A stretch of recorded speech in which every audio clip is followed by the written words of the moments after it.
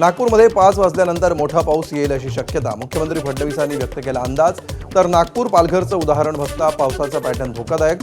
काही तासामध्ये 110 मिलीमीटर पाऊस झाल्यास कोणतीच यंत्रणा रोखत नाही, मुख्यमंत्र्यांची माहिती। मुंबईला पाणीपुरवठा करणाऱ्या 7 धरणांमधील पाणीसाठा 88.17%वर, तर 4 तलाव पूर्ण क्षमतेने भरले। मोडकसागर, विहार, तुळशी धरण 100% भरलं। गोंदिया जिल्हा आज पावसाचा रेड अलर्ट। रात्री अनेक भागांमध्ये मुसळधार पावसाची हजेरी। गोंदिया जिल्ह्यातील नदी नाले दुथडी भरून वाहत आहेत। पुलावरून पाणी वाहत असल्यामुळे काही मार्ग वाहतुकीसाठी बंद। चंद्रपूर जिल्ह्यामध्ये आज हवामान खात्याकडून पावसाचा रेड अलर्ट, त्यामुळे मुसळधार पावसाची शक्यता लक्षात घेता जिल्ह्यातील सर्व शाळा, महाविद्यालये आणि खासगी कोचिंग क्लासेसना सुट्टी। चंद्रपूर जिल्ह्यामध्ये आतापर्यंत जवळपास 200 मिलीमीटर पावसाची नोंद। रायगडच्या महाड तालुक्यातील देशमुख कांबळे गावामध्ये ढगफुटी सदृश पाऊस। काही क्षणामध्ये संपूर्ण गावाला नदीचं स्वरूप, रस्त्यांना आलं तळ्यांचं स्वरूप, संपूर्ण गावाला पाण्याचा वेढा। राधानगरी धरणाच्या पांडुप क्षेत्रामध्ये मुसळधार पाऊस, परिणामी राधानगरी धरण 97% भरलं। लवकरच राधानगरी धरण 100% भरणार। धरणातून भोगावती नदीमध्ये पाण्याचा विसर्ग। कोल्हापूर जिल्ह्याच्या घाटमाथ्यावर पावसाचा जोर वाढला। पंचगंगा तिसऱ्यांदा पात्राबाहेर पडली। पंचगंगा नदीची पाणी पातळी 31 फूट 5 इंचांवर। जिल्ह्यातील 30 बंधारे पूर्णपणे पाण्यात। महाराष्ट्राची भाग्यलक्ष्मी असलेल्या कोयना धरणातील पाणीसाठा आता 83 टीएमसीवर। कोयना नदीपात्रामध्ये पाण्याचा विसर्ग। पाणी पातळी नियंत्रणासाठी धरणाच्या विद्युत गृहाचं 1 युनिट सुरू। उजनी आणि वीर धरणातून सोडण्यात येत असलेल्या पाण्यामुळे पंढरपूरवर पुराची टांगती तलवार कायम। उजनी धरणातून 60,000 क्युसेकनं पाण्याचा विसर्ग। चंद्रभागा नदी दुथडी भरून वाहतीये। वाळवंटातील सर्व मंदिरं पाण्यात।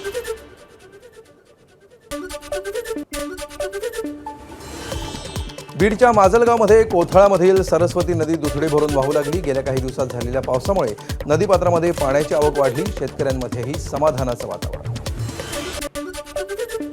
नागपूरमध्ये सध्या पावसानं उसंत घेतल्यामुळे पाण्याचा निचरा। कालच्या पावसामुळे अनेक भागामध्ये साचलं होतं पावसाचं पाणी। चिखल काढून साफसफाई करण्याचं काम सुरू। नागपूरमधील दीनदयाळ नगर परिसरामध्ये साचलं होतं पाणी। आता काही भागामध्ये पिण्याच्या पाण्याची गंभीर समस्या। स्वच्छ पाणी मिळवण्यासाठी परिसरातील नागरिकांची धडपड। नागपूरमध्ये काल झालेल्या तुफान पावसामुळे सखल भागात साचलं होतं पाणी। काही भागातील पाणी ओसरलं, मात्र शहरातील बेसा भागातील स्कूल ऑफ स्कॉलर्सच्या मैदानामध्ये अजूनही पाणी 1.5 ते 2 फुटांपर्यंत साचलं पाणी। नागपूरच्या बेलदरोडी पोलीस स्टेशन परिसरात साचलं पाणी। पोलिसांनी जप्त केलेली वाहनं पाण्याखाली। या भागातील पाणी अजूनही ओसरलं नाही।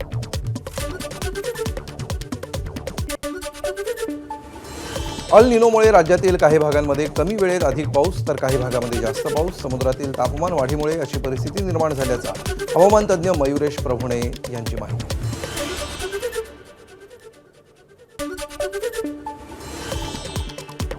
मान्सून काळामध्ये एका लईमध्ये पडणारा पाऊस असतो। मान्सूनचे ढग साधारणतः 4 किलोमीटर उंचीपर्यंत वाहत असतात। यावर्षी मात्र गोंदिया जिल्ह्यामध्ये दमदार पावसानं पुजारी टोला धरणाचा पाणीसाठा 88%वर। धरणाचे 6 दरवाजे उघडले। नदीपात्रामध्ये 4,862 क्युसेकनं पाण्याचा विसर्ग। नदीकाठच्या गावांना सतर्कतेचा इशारा। गेल्या 4 दिवसामध्ये वर्धा जिल्ह्यामध्ये संततधार। शेतकऱ्यांमध्ये आनंदाचं वातावरण, मात्र मुसळधार आणि वादळी पावसाच्या इशाऱ्यामुळे सतर्क राहण्याचंही आवाहन। नांदेडमधील महावीर चौकामध्ये उघड्या नाल्यामध्ये एक जण पडला। नाल्यामध्ये पडत असतानाचा सीसीटीव्ही समोर। वारंवार सांगूनही महापालिकेकडून त्याकडे दुर्लक्ष। तातडीनं दुरुस्ती करण्याची स्थानिकांची मागणी। अहिल्यानगरमधल्या शेवगाव तालुक्यामध्ये बहुतांश भागांमध्ये पावसानं फिरवली पाठ। सालवड गावातील भिवसेन भापकर यांची कापसाचं पीक वाचवण्यासाठी धडपड। रोपाला हातानं पाणी देत पीक वाचवण्याचा प्रयत्न। जगातील सर्वात उंच चिनाब रेल्वे पुलावरून वंदे भारतचं मनमोहक दृश्य समोर। 359 मीटर उंचीवर उभ्या असलेला हा पूल भारताच्या पायाभूत विकासाची नवी ओळख। जम्मू काश्मीरमध्ये सुरू असलेल्या मुसळधार पावसामुळे रियासी जिल्ह्यामध्ये चिनाब नदीवर बांधण्यात आलेल्या सलाल धरणाचे काही दरवाजे पूर्ण उघडले। चिनाब नदीमध्ये पाण्याचा विसर्ग सुरू, यामुळे नदीच्या पाण्याच्या पातळीमध्ये झपाट्याने वाढ.